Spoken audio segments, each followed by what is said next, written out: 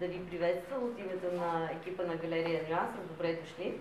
И да дам думата на Дрина Тилева, директор на Софийска градска галерия, за да каже повече за творчеството и за автора. Като наказани сме отпред пред всички. Добър вечер. Също бих казала, че за мен Владо е първо приятел. Освен, че е творец, познаваме се много отдавна.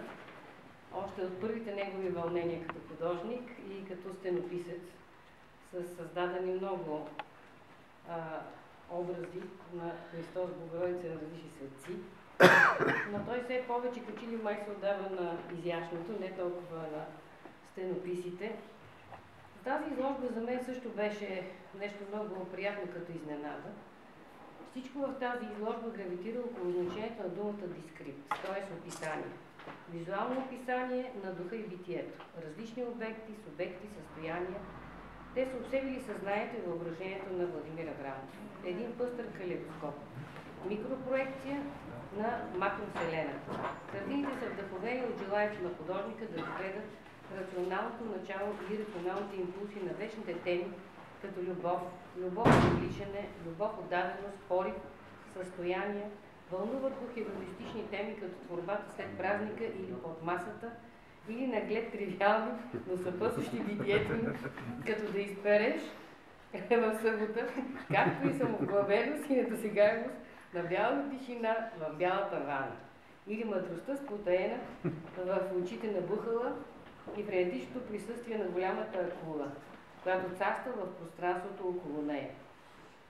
За да достигне до агресивния начин за съществуването на вида и отвоюването на територии, върху които човек е сложил вече ръка, изчита за принадлежащи единство немо и те са ясно изразени в творбите Жар за живот, Атака, както и реминисценциите от знакови цивилизационни рефери, акведукти, катедрали, като контрапункт и маркери към описателното познание. Опит да обгърне живота чрез важните необикновени и обикновени детайли. Тези послания Владимир Аврамов засилва и чрез средствата на цвета. Във всяка работа самостойният цвят властва в изобразителното поле, допълнен от своите нюанси в съучастие с загадъчното сиво. Така всяка картина е автономен носител на ограничена цветова гама, но пък и всичките се допълват едновременно в галерията. Една ред може да се не определи като жълта, друга червена, трета синя и свършващото звено е наистина онова сиво, наречено не случайно от Пикасо царицата на живописта. Онова сиво, което е трептящо, елегантно, дълбоко и предизвикателно. Също художника е влюбен и е във властта на безбрежното сиво. Според него там никога няма компромиси. Дължината на нюанса е безкрайна, обезоръжаваща и е носител на физическа активност и пластично изграждане.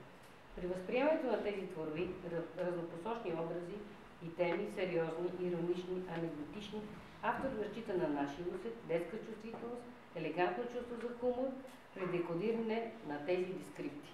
Честита изложба! Благодаря!